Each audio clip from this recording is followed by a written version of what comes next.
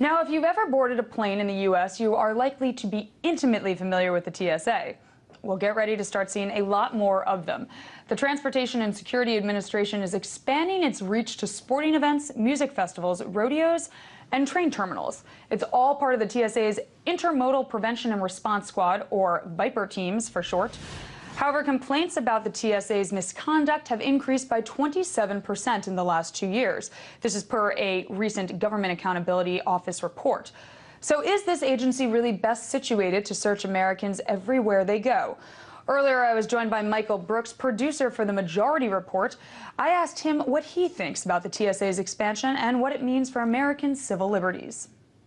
Well, I think, again, there's this sort of inch forward in a number of different areas when it comes to national security, surveillance, and kind of conflating different functions together. So I think it's not great for American civil liberties, and we already see that. We already see in certain places that this squad has been deployed, people being randomly searched, and that's led to arrests for relatively minor crimes. Certainly nothing on the scale of terrorism. I think that it's important to see these programs just kind of growing organically in terms of their role in government and all of the contractors and special interests that surround them. Now, do you believe this expanded TSA presence is actually needed? Could it possibly be a good thing and an important measure, like in the effort to keep us safe overall? I mean, look, there is some type of terrorist threat, right? Like there are legitimate threats, and there does need to be some monitoring of that. But again, what is the TSA even trained to do? We don't know that these people are trained to respond in the types of situations they're being put into. We know them from their kind of role in the airport, and now they're being unleashed in all these different types of situations. So I think even if there is some need for some types of monitoring in these public events or in trains, again, why this specific agency, and why are they being deployed as they're being deployed? It just doesn't make very much sense. Now, when will we start seeing this increased security presence? Does the TSA plan to just phase it in, or will it happen all at once? Well, it's already being phased in, and we see it on different train stations and Amtrak stations across the country.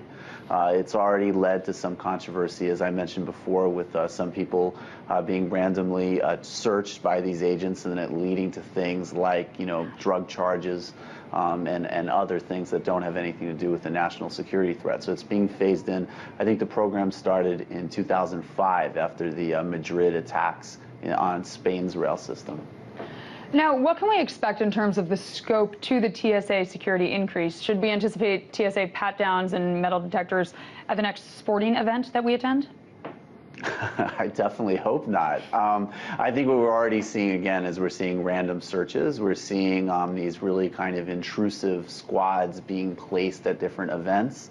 And I don't think that there's any specific plans for those types of activities. But again, as this activity increases, the consequences are hard to predict in the long term. Now, according to the Government Accountability Office, TSA misconduct, it increased by 27% from 2010 to 2012, with more TSA agents and searches going on. Do you think that the number was only going to increase more and more? That could be the case. Obviously, some of those reports of misconduct are things like being late or not showing up for work. So I think that, there's a number of different things to distinguish there. But broadly speaking, obviously, the more you grow an agency and the more you grow an agency that performs a really sensitive job and not always respectfully of people, that obviously leaves more room for potential abuse and misconduct, as well as a real misallotment of public resources. Now, is it fair to say that these TSA agents, they are properly trained, right? We know we had another guest on before who was saying that their training is equal to that of a parking garage attendant. Would you say there's any truth to that? I would say that the TSA training is not very extensive, and that's very much on public record. I don't know if it's the equivalent to a parking attendant. Maybe a parking attendant might have actually better training in some respects. But it is not, at any rate, it is not the type of kind of thorough and extensive training in security, in intelligence that you might expect given the sensitivity and importance of their jobs.